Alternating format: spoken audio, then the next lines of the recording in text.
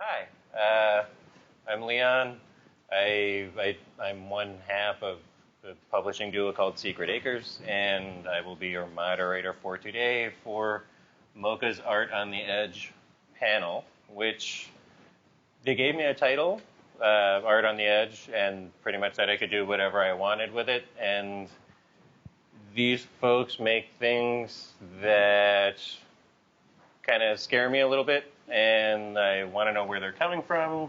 And when I'm done reading them, I want to know where they're going. So to my mind, this stuff is about as edgy as it gets. I would like to get to questions right off the bat, but that seems a little presumptuous. So I figure we can start introducing these guys. Okay.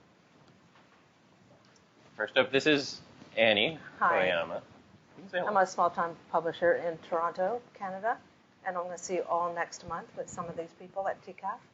And I publish people like Michael DeForge, and you'll see some more images. Yeah. This is from Lose 5, which I guess... coming out in June. Yeah, you guess...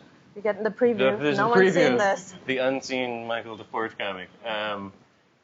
Was Michael the first person that you... No, actually, I started with illustrators, and Chris Hutzel, who's a filmmaker, actually, so a little craftwork comic. And then I found Michael's gig posters, and then we've been working together ever since. So you discovered Michael through his... Yeah, gig posters online. Yeah, gotcha. I love them, so... Yeah, he's fairly unique, to say the least, and extremely influential. Next, please. Yeah, this is also from Lose 5. Yeah, his style has changed a little bit for this issue. Normally, Michael's lines are razor thin digital stuff and very precise, whereas now we get these sort of enormous spreads. And there's things that are returning, like these animals, like the deer and the dogs in these spaces. His stuff has also appeared on Adventure Time, the cartoon. So if any of this stuff seems familiar, it's because he creates a lot of the creatures and vehicles and textures and everything, every food item you see, he's drawn. Yes, he's responsible for all of the food on Adventure Time. Annie does plenty more. Oh, this is one of my favorites. This is Jesse Jacobs. He lives outside of Toronto. He's really an interesting guy. He trains dogs, works at an organic co-op, but mostly he draws. And his stuff is, I really think it's quite unique. It is. Can you see the next one? Yeah, this is a look at the inside of some of this stuff. This is kind of, it is a creation story. It's about the birth of man, essentially. It's a little controversial for some people because there's, I don't know how to explain this. There's a feeling that mankind is kind of responsible for everything going to hell in the creation of life. It's beautiful stuff. Where did you find him? I knew his work online. He's friends with Mark Bell and the London crew. So I just started seeing some of his stuff, and I contacted him, and he hadn't drawn any of this at that time. So it's, obviously it takes a long time to draw, and he's got other stuff. So it takes him more than a year to work on a book, whereas Michael DeForge puts out 15,000 books a year, including minis or whatever, because all he does is draw. And he's lucky now to not have to have a job at a coffee shop or something. Michael washed dishes when I met him for rent money, but now he can draw all the time. But Jesse, not quite. Takes him longer. So it's pretty detailed, to say the least. Yeah. Okay. Oh my God, this is Jane Mai.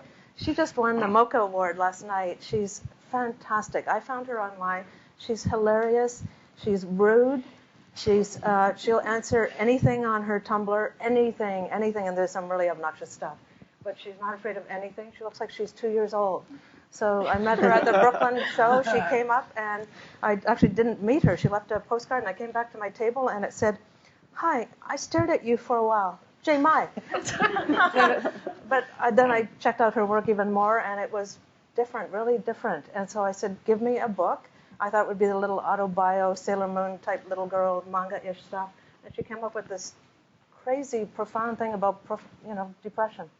Yeah. So she's amazing. And she's coming later.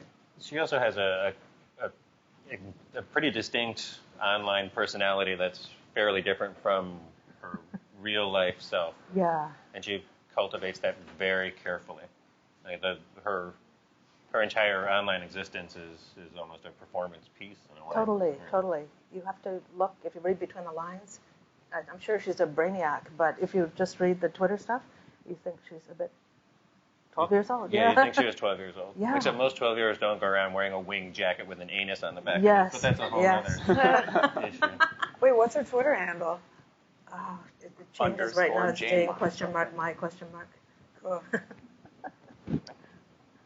Okay, this is kind of a departure for you because this is the first time I remember you working with somebody who actually had a publishing history. Yeah, I I love good autobio. I know depression, and I guess I'm just subconsciously drawn to stuff that has that theme. My mandate is to work mostly with the emerging artists, so Julia was not on the radar. I liked her work. At first, I had the same probably reaction a lot of people who say, I bought this book, and at first the art was really a turnoff. The art's really crummy. But then I read the story, and it was fabulous.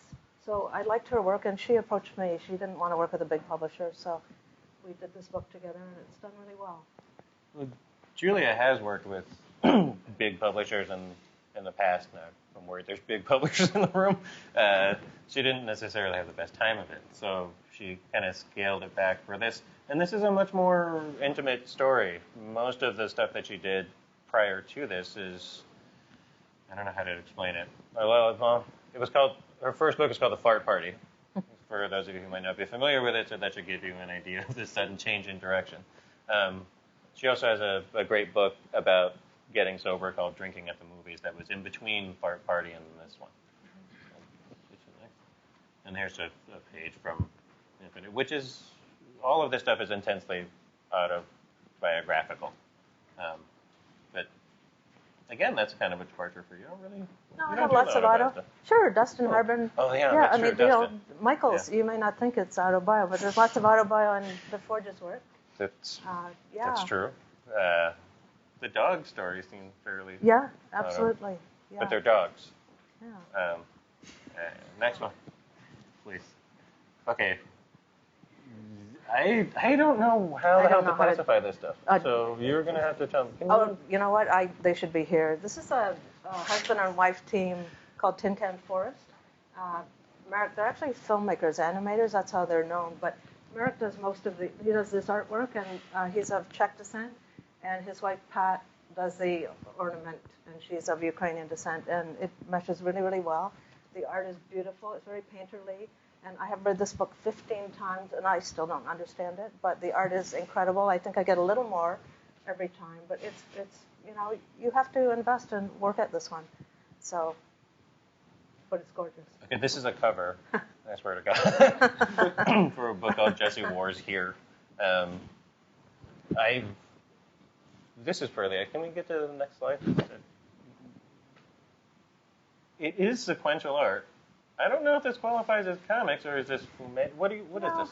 Jesse's a fine artist. He does installations. He has done comic stuff, but not ever really traditional stuff. He's known in the zine world. But he does gallery shows, and we had a show to go with this book. It's not a catalog. This actually came first. But he's a wonderful Toronto artist. And it's done well at, zine fairs, printed matter, that kind of place. Okay, obviously Annie's comics run the gamut of style, but the thing that makes Annie radical, I guess, to my mind, is you're not just a publisher. I mean, Annie tends to pop up kind of like Santa and suddenly bankroll a whole bunch of art projects and supports people she hasn't met simply because she likes the work. And I'm curious as to, do you have a kind of mission in mind? Is there something specific that you think? Yeah, well, I mean, when you say stuff like that, I have to tell you a little backstory because then you're thinking, how can I do that? I was sick for a long, long time, but I worked a horrible job in advertising for many years, and hope none of my clients are at the back. But you make a crap load of money, but it's a horrible job. So I saved that. I was going to travel around the world, take a whole year off, and then I got really sick for like up to 10 years and couldn't work. But you're not spending much, so I'm at home, and I played the stock market because I'm bored and I need to do something, but I couldn't work outside the home. So I actually did okay that way. So I built up like this little nest egg, and when I was well enough to work again, I started finding artists, and I can't publish everybody. I didn't even want to be a publisher. I didn't know anything about publishing. I still don't know really a lot about publishing. But You're doing fine. I decided to find a whole bunch of artists and, give them a project. And it could be T-shirts or letterpress prints, and then it turned into books and zines, or send them to a show or something, and just help them, hopefully with some kind of object that they could make money of and keep the money. So that's how it started, and then, it's 7 years later, so that money is gone. But, however, it grew into this, so organically. It's a pretty cool thing. It was fun. Okay. This is Heather Benjamin's work. Heather's here in the middle. Let's go through this step by step. It starts off, this is kind of what I first saw when I first started picking up your minis, which they're very sort of sparse and simple, and there's a humor in how upsetting some of the stuff is, that ecstasy will get you to depression. I don't know if you can read that all the way up there, but that's what's above the little formula with the arrows up there. And then in the next slide, we get these things start to get a little bit more intense, and we get these little notes like, P.S. Nobody's going to tell you if you're bad in bed. Is this a conscious thing? Because it seems like your art gets, well, you'll see as we keep scrolling through these things, it gets much more frenetic and explosive, but you still have the same sort of precision too. It's a bizarre mix. Yeah, I don't know. I guess my style definitely changed over the past few years. It wasn't really on purpose. It was just kind of the way I was drawing changed on its own. It felt like organic the way that happened. I don't really feel like I can do sparse or as sparse drawings as that anymore. It's just like not in my nature. But a few years ago, I was happy with something. Like I would think that was finished, but now I would be like, no. So I don't know why that happened, but it did. But you went to RISD, right? Mm-hmm. Did I have that right? I went to RISD for 2 years, and then I transferred to Pratt in Brooklyn, and I dropped out after like a month, and I still live in Brooklyn. Why did you drop out? Pretty much because I didn't feel like I wasn't really enjoying myself. It was pretty simple. I just didn't, I wanted to work on my own stuff, and I couldn't, based on, the classes I had to take there, so it didn't really seem worth it to me anymore at that point. Do you think your work has gotten better for it? Yeah, I think so. Because I have more time to work on what I want to work on, rather than doing, color theory assignments, or, things that I just didn't think were relevant at that point, Yeah. Well, what's the story with Collective Stench? Because you're part of that. Yeah, we all went to RISD, and we all took a class about comics narrative with Paul Karasik.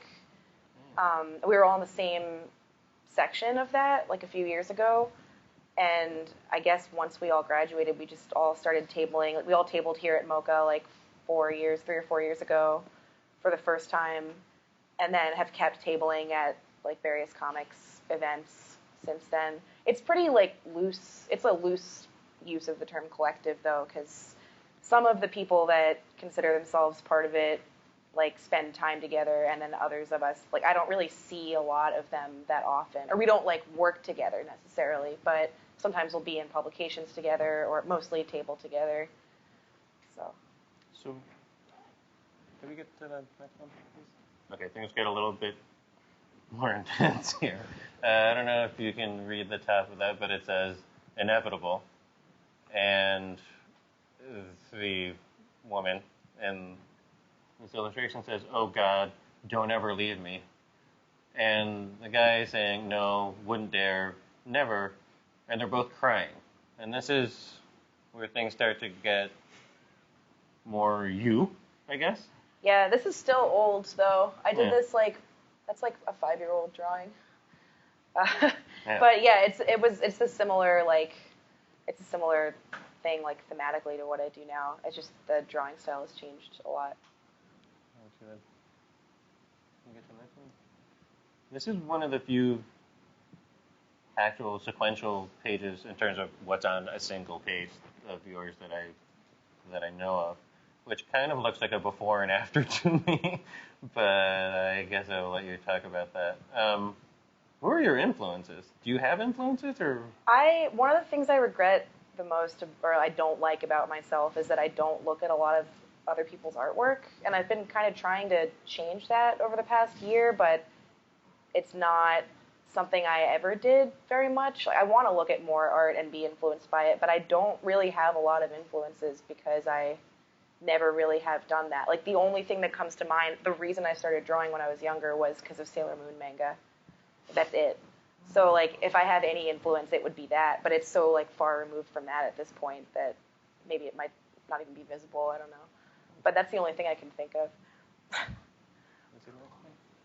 Yeah, this is fairly removed from Sailor Moon, Yeah. I would say. That is the Sailor Moon logo, though. Yeah. Yeah, I noticed that in there. Pretty great. Yeah, okay, now how recent is this one? This is from last year. Okay, we're getting a little warmer here.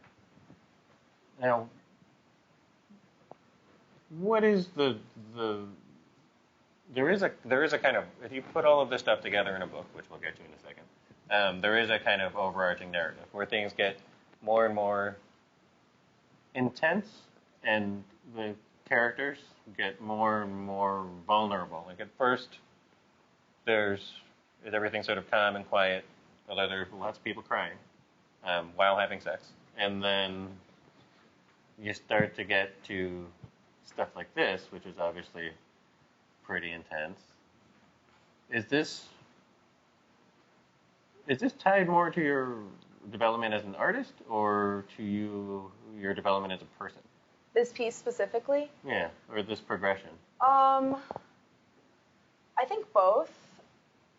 I don't know. I've tried to kind of like sit down and figure out why my style started getting really frenetic and changing a lot over the past couple years. I think it's a little bit of both. I've been enjoying changing the way I treat like mark making, and my process, just on like an artistic level, but also as a person. Like I don't feel the need anymore.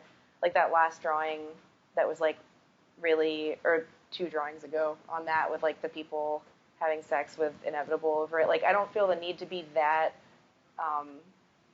like obvious about what I'm trying to say anymore, like to actually have like dialogue or for it to be so straightforward that like what I'm trying to convey about like the futility of their relationship or something. Like I don't feel the need to be so in your face about it anymore, I guess. I don't know. It's kind of a mystery to me too, though. I don't really know why things changed so much. They just did. Here's an example of frenetic. It's about as frenetic as it gets. See the next one, please? This is how I first came across your work, which was in these weird little mini comics that I started picking up at Desert Island in Brooklyn. Did you have any kind of relationship with Gabe or the folks at Desert Island before you started bringing them your stuff? And how did you start bringing them your stuff? How did I start? I think at the New York Art Book Fair at PS1, like 3 years ago, I like made a bunch of copies of the minis and was just like bringing them around to like the picture box table and like the Desert Island table, just being like, please take these, like just giving them to everyone. And I didn't really hear back from anybody. And I remember Gabe wasn't even at the table. I just like left them with whoever was there.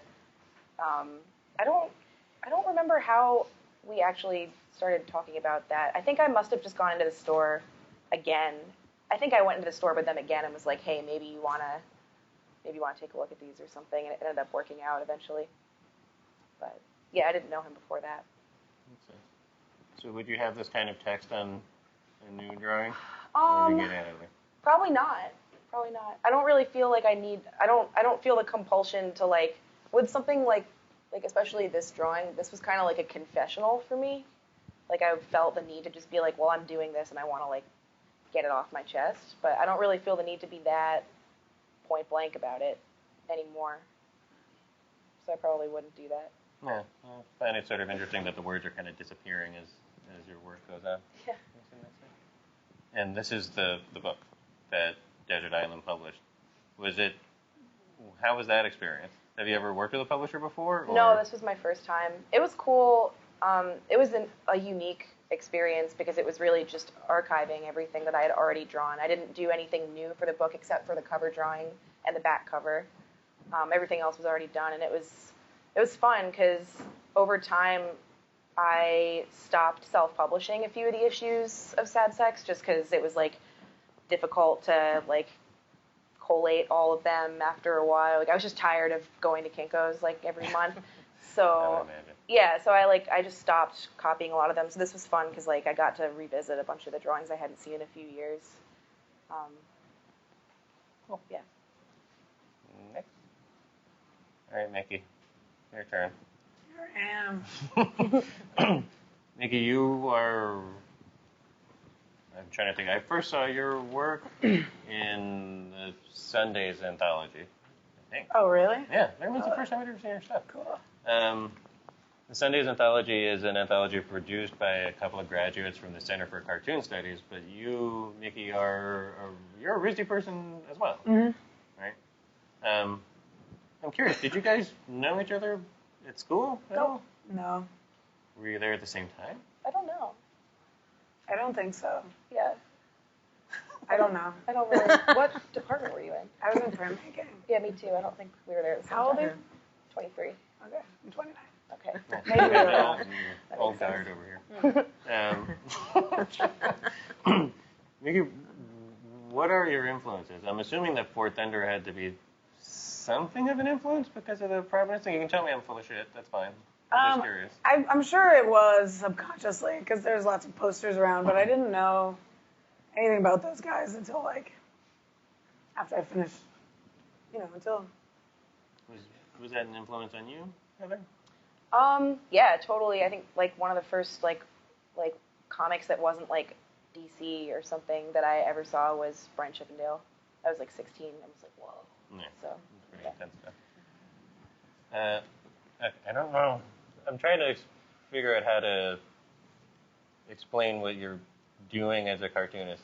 Are you okay with me calling you a cartoonist? Yeah. Okay, good. Whatever you want.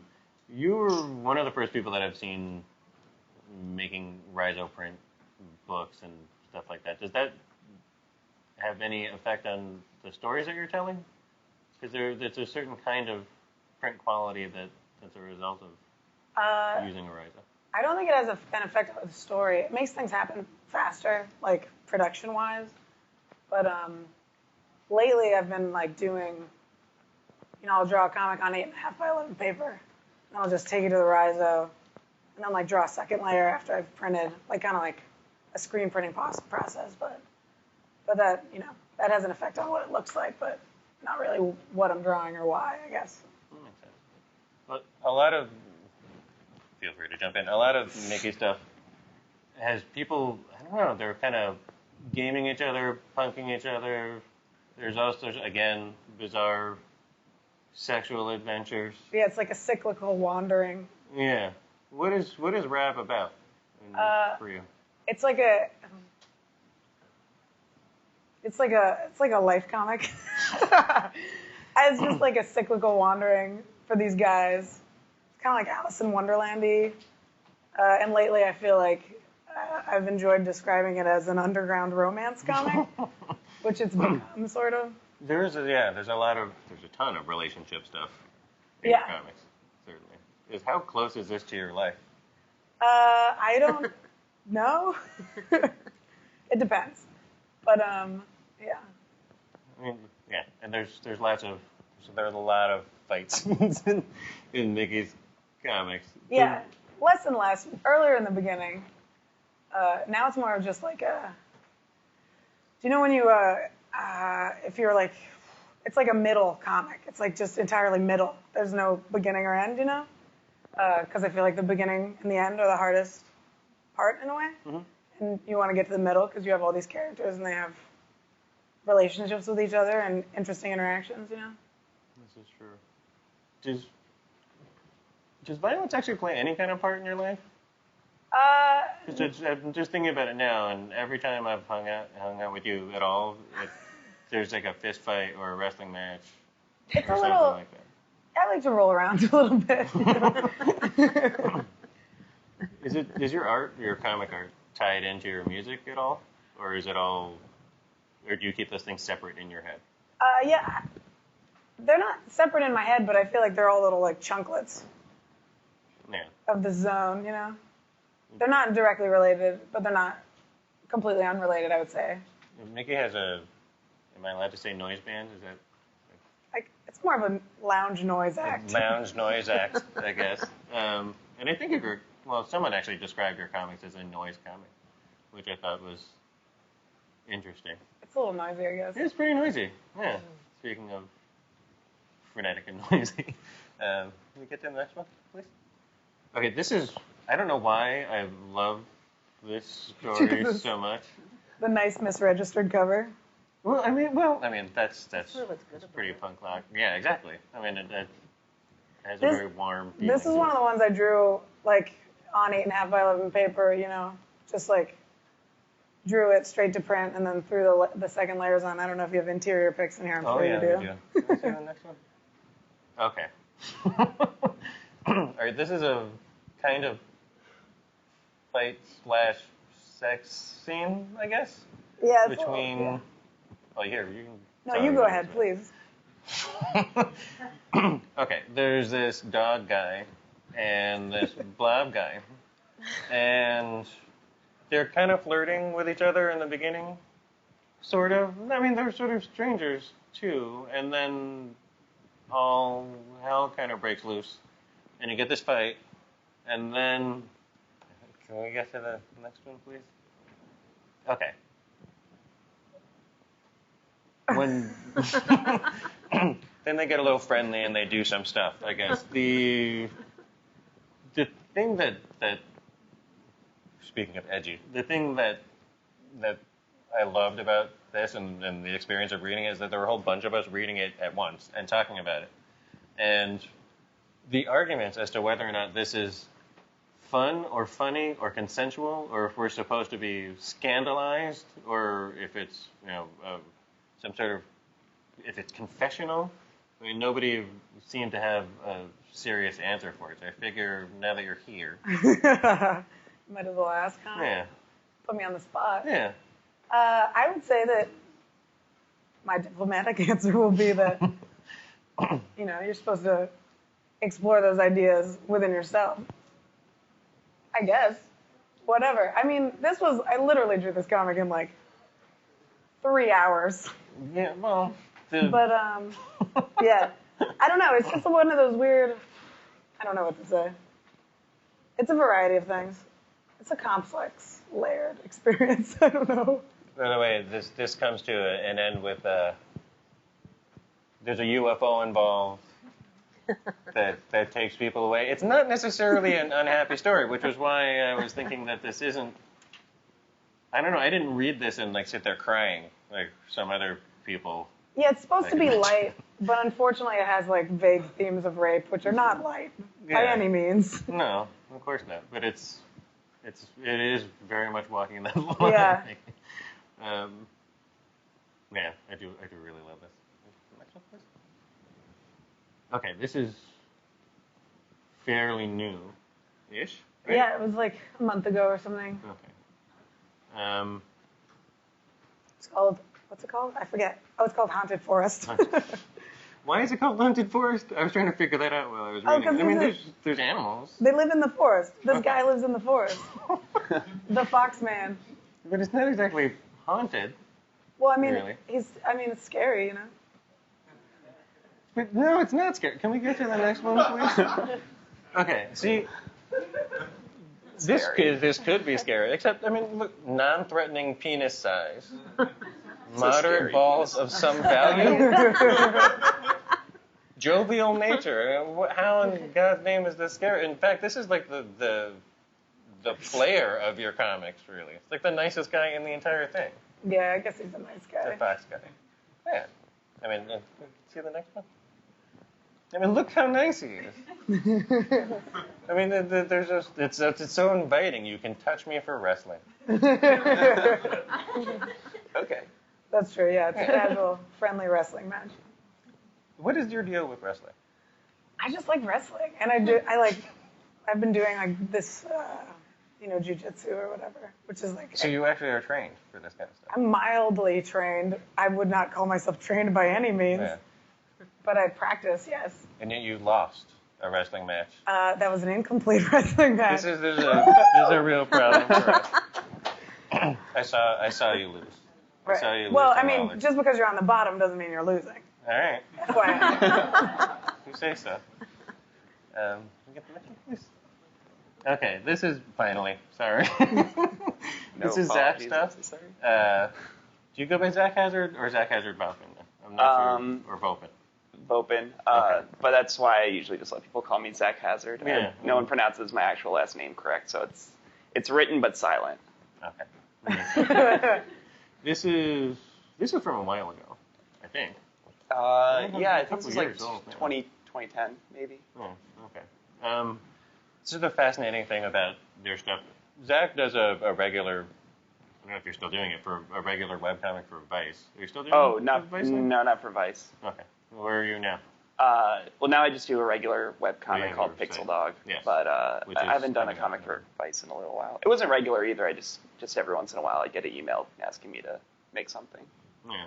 The thing is, if you took your names off of your comic, can we get to the next one, please? If you take his name off of his comics, you're going to get to a point where you'd never figure out who the hell this is. Like, this is pretty dark and emo, and it has a lot of your. I mean, here, want to talk about this one? Oh yeah. This is a comic I did about. I thought it was going to be a longer series, but I felt like it was okay. I thought it was going to be a longer series too. Yeah, I made a whole note at the beginning saying that it was going to be a longer series. I should not have. I set myself up for disappointment, but I felt like the story was self-contained enough that it was okay to just leave it. But it's just a story of this girl is like a black metal princess who wants to escape her abusive black metal king father, and jumps off of the black metal blimp thing that they're in, and then is like pulverized when she hits the ground. And she's discovered later on by these three crusties that are wandering the desert eating confectionery treats made out of like vaginas and penises and stuff. Okay. This is, I think, from the same year. No, I made this. Or is it a year I made this a after? couple years later because I made that Okay. one my senior year of college, and then this I made for TCAF 2 years ago. Is this a screen? It is screen printed. No, this is this was lino cut. It's all linoleum cut, so it's printed with like oil-based inks, and smelled good, and then was in also a very small edition because it took me forever to print. Can you see the inside of it? Okay, this is what the inside of this thing looks like. It's gorgeous, and if I had it with me, which I don't, I could unfold it and it would stand up by itself. It's a fairly substantial comic and object in its own right. I'm guessing that the change in style here is because of the lino cut. Yeah, I couldn't draw everything the same way because I was working as just cutting everything out. Yeah, it's a beautiful thing, and I'm sad that none of you will ever have it because it's such a limited edition. I posted it on my blog, so it's seeable. It's just, but you can't enjoy it in the same way. Yeah, and it's really it's amazing when you can hold it in your hand, which you never do. Can you see the next one, please? Okay, what the hell? See, this is why I'm convinced that story never got finished, is because you switch this shit up like every 15 seconds. And I don't know that I incredibly would fickle. pick that. Yeah. Why the sudden, or what is this switch about? I don't know. When I make a comic or any piece of art, usually when I'm done with it, I spend a lot of time scrutinizing it. I look at every single detail and I think about what I could have done better or what I could have done differently or what I would have liked more, and then I try to do every single thing that I wanted to do differently the next time. Like I just want to be a lot better, you know. I just want to like get better really fast. I want to be. When I was a little kid, I thought when I grew up I was going to be the the best artist that ever lived, and there was going to be no question in anyone's minds as to how good I was at making art. And I feel like as an adult, I've disappointed my childlike self because I have not become like the supreme master of art yet. So is this sort of hopping from one thing to the next a competitive thing? Is that where it's Yeah, coming I guess from? I'm competing with myself, Oh my God. just as hardcore as I can. Is it? Who are your influences? Are I have a lot. Do they change all the time? Is that part Sort of it, of. too? I mean, there's some that are consistent, some that change. I'm influenced by like new stuff all the time. Like I love like all my peers' work and stuff. Like I love Heather and Mickey's stuff and Alabaster's stuff just because she's right here and I can see her. It's an easy person to point out.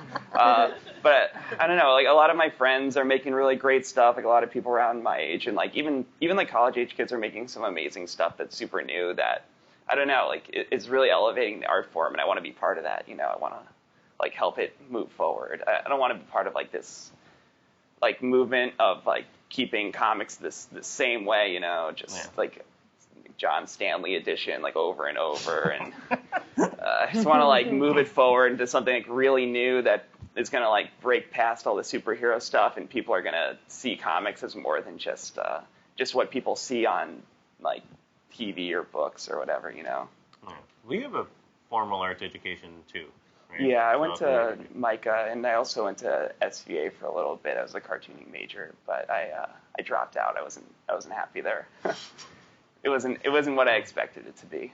And you've worked with a collective as well. Yeah, closed caption comics. I met all those guys when I went to MoCCA, and they were already kind of established. Like they had already formed their own group, and I transferred into MoCCA and then transferred into their group, I guess. Okay. I'm like So you their went to newest SVA member. first?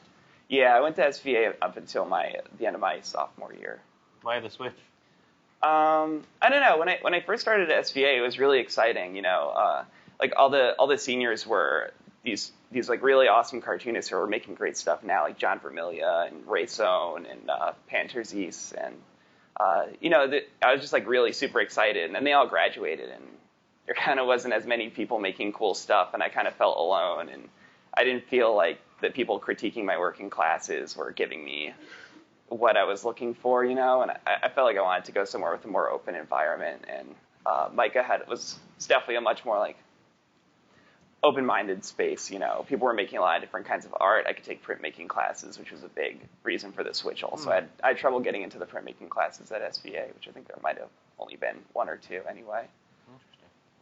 Can you see that? Okay, this is Pixel Dogs, which... Am I allowed to call this a gag strip? Yeah, totally. Kinda I think that's how I refer to it. It's like my idea of a joke, I guess. Can you see the first thing here? Oh my god. Yeah, there's no way you guys are going to be able to read any of this, and it's too long for me to read it to you. But trust me, it's very fun. Just real quick. Rip it. Oh my god, I can't read it. Officer, looks like Kevin. I have a crime to report. Yeah, I guess hold on. Can't hold on. No, See? I'm not going to do that. It's broken. What is Kevin?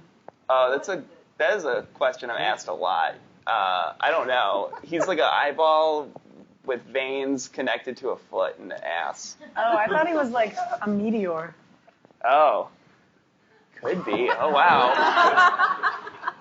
Maybe that's what I'm going to say from now on. That's better. Yeah, take it. Rip it. That's what he is? Yeah. He's a meteor.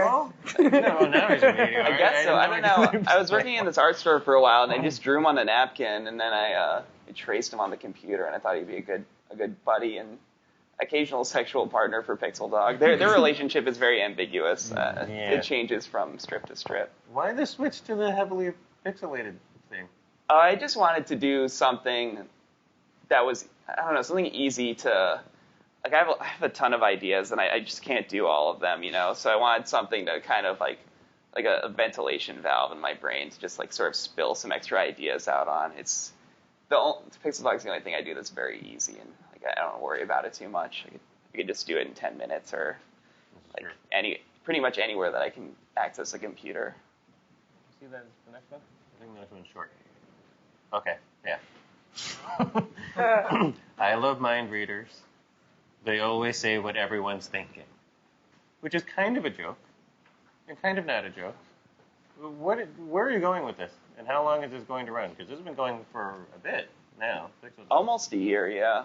It's not too long, but I don't know. I'm just gonna keep doing it forever, probably. It's just a good exercise for me to do to just keep my mind sharp. I don't know. I guess I consider it just an exercise. I don't put too much thought into it, but people like it more than anything else I do. So maybe I should start thinking more about it. A good length of time to do something for is forever. Yeah. Yes. Okay, this one I'm gonna read, or you can read it, or somebody else can read it, because actually I love this one and I identify with it. I made this for my girlfriend for her birthday. Is that what this is? Yeah. Oh, okay. Okay, this introduces Pixel Cat. So, Pixel Cat, you pissed all over my bed. What the fuck? Why did you do that? You weren't even sleeping. The smell won't come out. No, it wasn't cute. What? Why the hell would I give you tuna right now? Sometime later. I gave you all that tuna and you pissed on it. What the fuck? I'm guessing this comes from life. Yeah, this is what my girlfriend's cat does to me all the time. She pisses doesn't on piss on my I mean, she doesn't piss on my stuff so much, or, like, ever. I think I'm just projecting that, but she does like to knock my drawings off my drawing table and, like, put her paw prints on them, and then, like, knock over my PlayStation and my computer. And just piss me off, and then, like, I'll get really mad, and then I'll, like, she'll be really cute, and I'll be like, fine, I'll give you some tuna or something, and then she'll just, like, throw it back in my face somehow. She's a very ungrateful cat. I knew it. Okay, I guess. Yeah, that's yeah, there we go. This is the newest. Yeah, this one, it's coming out later this month. I thought it was going to be done in time for this, but you can never predict what's going on at the printers, is what I've learned. But it's a 40-page book being published by my friend Leah Wishnia, who's also in Collective Stench with Heather, is starting a publishing house called Spit House Publications, and I think I'm her first project besides Happiness, which is an anthology that she puts out pretty regularly. It's a good anthology too. But yeah, I don't know. I made this 40-page comic about people with no heads, and it's like a loose allegory for how I feel like people behave on the internet, I guess. I don't know. Well, they don't seem to behave very well, or at least they're cranky as fuck in everything that I've read. I'm highly critical of society, I guess. Do you think that people are becoming desocialized in some way? Because that seems to be a big part of... Sort of, or maybe not like desocialized, but like the socialization has become completely warped, and the way people interact with each other is like, I don't know, it's weird. People like are either like too honest or completely dishonest, and there's no middle ground, at least on like online, you know. People either like are playing a character, or they just like have no ability to filter themselves, or I don't know. People will either say too much or just like say things to upset other people for no reason. I don't know. It's a weird. You have a lot of power on the internet because you're relatively anonymous, and you can sort of like do what you want with that. Really, I'm sad this wasn't here because it looks fantastic. Yeah, it's gonna look really nice in print too. We have like foil stamped covers. And, no, you don't. Yeah. Come on. It's really fancy. Really? Yeah. And a dust jacket. It's pretty. If it's a bad comic, it'll at least look really nice. That's it. That's where we are, I guess. So this is who everybody is. Questions, please. Anyone? I can't see a goddamn thing. Okay, there we go. Did we just talk too long? Did I scare you? Okay. I have a question. Yeah. Or maybe I think I do. Oh, sick. Oh my god. Oh, wow. I thought it was interesting what you said, that like you transferred out of SVA and that you guys went to school for printmaking. Do you think that like a lot of really awesome comics are coming from now are not from comics backgrounds? It's coming from like fine art and printmaking and other like, art is art, but like in school there's like such a division between like, well, you're the fine artist and this is illustration and it's not comics, and this is comics and it's not allowed to be fine art, or, you know, I don't really know what my question is there. I guess just like what I don't know. I think there's people from a lot of different backgrounds that are making a lot of great comics, and it's not just printmaking. I did like when I wanted to learn printmaking, I just wanted to find a way to be able to produce my comics because I don't know. I just didn't understand what offset was, and like I didn't understand how things were printed, and I wanted to understand that. You know, I wanted to not have to depend on somebody else for that kind of thing. And I think a lot of people that are drawn to comics, especially like the more like underground stuff, are going to look for a more do-it-yourself type of avenue for making comics. But I know a lot of people that are making like amazing stuff that have no concept of like screen printing or printmaking. And I think it's just like one avenue people go through. Oh, sorry. Yep. One thing I've noticed just among the art that's been shown is that it's moving further and further away from, like, I guess what you'd consider like traditional narrative, and not all the time, but in general, like I see a lot of the stuff that was shown was more allegorical, or there's a narrative there, but it's basically there to with an underlying message, like with this one, like you were talking about with people acting on the internet. And was that like a conscious choice? Were you guys trying to get away from that kind of traditional narrative, or is it just the way that you do comics? Like, how did that happen? I mean, for me, this one is a little bit less of a traditional narrative than what I usually do. But I don't know, at least I consider a lot of my stuff to be a relatively traditional narrative. This one, not so much, though. This one is kind of just a lot of people talking and behaving weird. I think the main reason why I don't have a lot of pieces that are a traditional narrative is because I'm kind of scared of the process of constructing a traditional narrative. I've tried before multiple times, and I'm not really confident in my ability yet to like show anything that I've done that's been like sequential to that extent to like the public or whatever. Like I have like longer comics that I've done that I just like hide from everyone I know. I want to get better at that, but in the meantime, it's mostly, I feel like I tend towards like a less traditional narrative just because I feel more comfortable with that. Well, you have kind of a traditional Yeah, narrative. heavily traditional. Yeah. There's no metaphor there. It's all It just real. looks like shit. So. And almost everything that you publish is short stuff. Do you think that's a... Yeah, well, emerging artists, they don't have long stories yet. Some of them do. Some of them are working on longer ones, but there is a lot of autobio stuff, and you're young. You don't have as many stories yet. Some people, Michael DeForge, he doesn't have a long one in him, so he says, I don't know if I'll ever will. Maybe I will. I might have one in 2 years. I may never have one. So it's not the format for everybody. No, I think that's actually an interesting thing, because it seemed like a couple of years ago it was like the dawn of the graphic novel, and everybody was dropping these like 400, 500-page books, which is great. But I'm sort of excited that there's all of this short stuff, because I think comics functions differently from prose in that way. I don't think the short story will, in terms of prose writing, will ever be that popular. But you can do some really fascinating stuff in a short amount of time, because comics has a bigger, to my mind anyway, like replay value, I guess. Like I could just sit here naming comics that I've read more than once for hours. It'd be really boring, but I could probably only come up with half a dozen books that I've read from start to finish more than once, which makes me, maybe I'm a lazy reader or something. But I like that about the shorter stuff. It seems to be where a lot more interesting art is happening at the moment. Like it changed.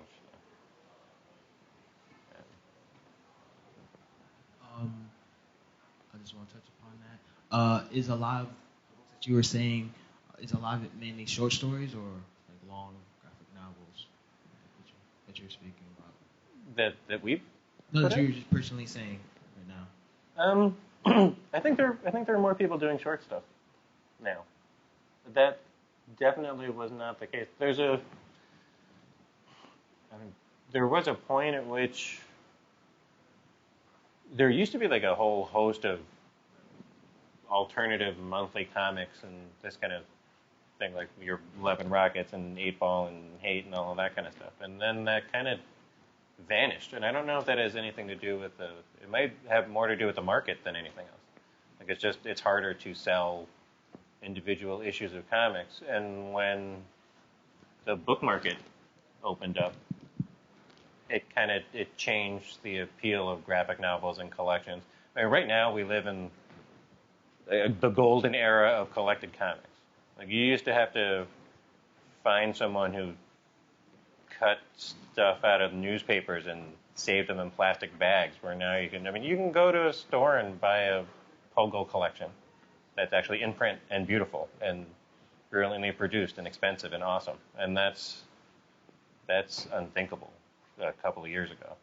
And I think that excitement might have been what led to that. And now, as comics is getting weirder, I guess, and with the continued importance of mini comics, like all of these people's stuff was all self-published, handmade kind of work, and that's how I found it, certainly. That plays a big part of it too. And then there's the whole webcomics thing, but I can't even pretend to understand that at all. I just read what my friends tell me to read, which is a different thing. But yeah, I think the trend, I don't know if it's a trend. I think there are more people working on shorter stuff, and I think the people who are working on shorter stuff, like Annie said, are the folks who are kind of trailblazing. But you were working on a longer story, and you have longer stuff hiding somewhere that you won't show anybody. It's hiding. Yeah. And mine, ongoing. Yeah. So it is when you put it together, it is pretty long. But we get them in little installments. Mm-hmm. Yes. Which is a different sort of thing. I like serialized stuff too. Like a little soap opera. All your stuff seems obviously pretty idiosyncratic. And working in comics, you can be in charge of everything. You've been talking about like the printmaking process and stuff. Do you find that like you guys seek out collaborations with other artists, and do you do that easily because you're so easily control of the whole process? Do you seek out like collaborations with other people, and when you do, and if you do you find that easy, or is it weird opening your world? Anyway. I was I print stuff on the Risograph, and I found, or in the past couple of months, maybe the past year or so, like I was printing short comics or little what do you call them, little collections of stuff with Michael and Patrick, and like this little like cop comic and they're like theme comics, and people liked those. Wait, what was the question? Well, no, you guys can so easily. Your stuff is just so, everybody's stuff is so unique and it's so your own, and you can be little gods in that world, And so, how easily do you open yourself up to like seeking collaborations with other artists, and do you work well with that? In terms of printing, or in terms of like in everything, like in life? In terms of everything, I mean, it's so easy for you guys to do kind of exactly what you want to do and execute it, and you're in complete control. Do you find yourself, do you want to open yourself to other people ever and be like, let's work on this together? Or you're like, I'm doing exactly what I want to do. Yeah, I feel like working with someone else is like a completely different and valuable and enlightening and interesting experience. And it varies from person to person and like from media to media, like with music or with like printmaking or with comics. And I think it's kind of like, at least for me, drawing with someone a comic is maybe the hardest of the other things, but like making a print with someone is like invaluable and incredible and wonderful and easy. And like playing music with someone equally easy and wonderful and interesting. Yeah, I think I would be able to make any other type of art with another person much more easily than my own comic.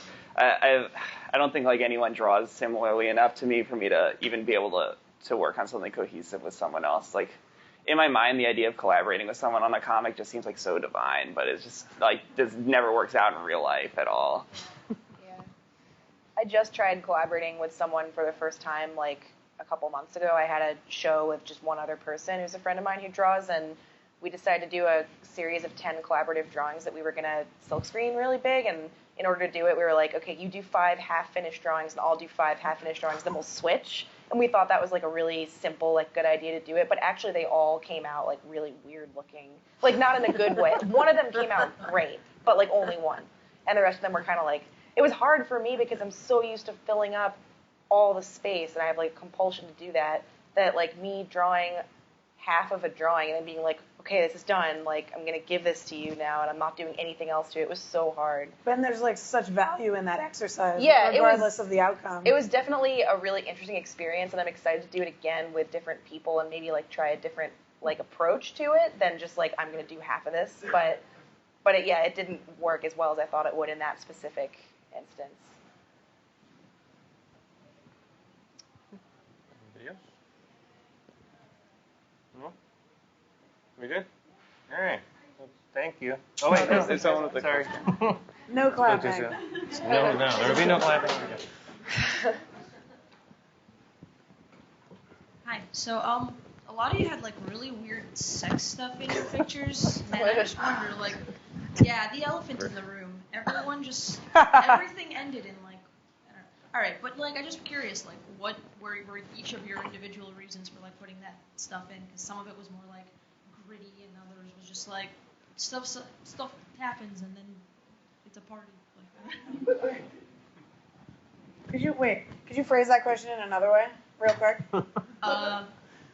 what were your, I guess, like personal each of your reasons, like for like putting more like intimate scenes in your art? Like, why specifically include sex at all in your art? You know? I've always felt like I'm just gonna start this one off. Go for it. Like I've read pornographic comics. I've seen pornographic movies, as I'm sure most of us, if not all of us, have.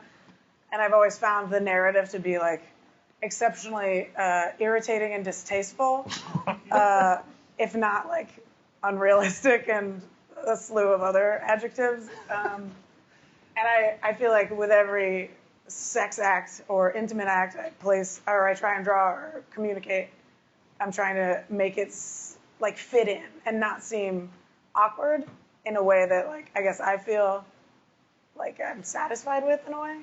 So like so it's as realistic as I can make it without making it gratuitous, without making it too gratuitous in like a nasty and over the top way. So it's like subtle.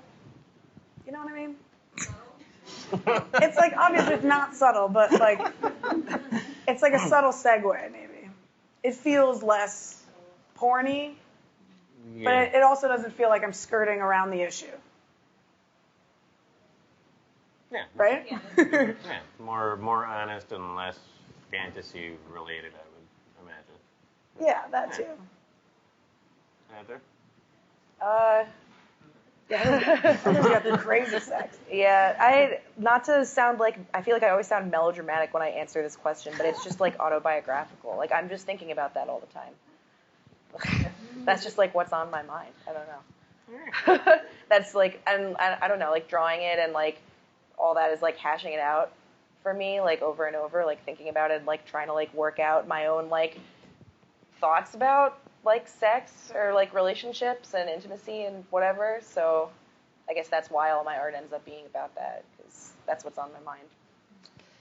Does seeing it on paper afterwards help you like understand what you're thinking A about? lot of the time it totally has, yeah. So I guess that's why I keep doing it. Oh, I don't know. People don't really have sex in my comics. They just eat. They just discuss it. I don't know. When you talk to people in real life, people talk about sex a lot, and like not even in a normal way. They'll just like people just bring up like sexual organs all the time, or just like they'll talk about sex in this really abstract way. And people talk about sex all the time. You'll talk about sex with your friends, but you'll never see your friends have sex. I mean, under normal circumstances. And so I feel like that is kind of represented in my comics. People talk about sex a lot, but you never see them actually have any.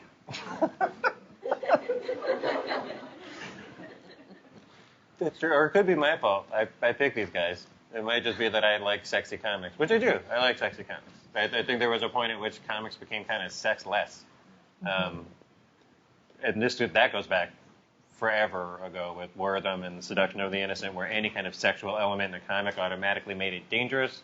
And now that comics are becoming, once again, a more adult medium, you're allowed to tell stories that are filled with sex and violence and relationship problems and all this social stuff that just never showed up before.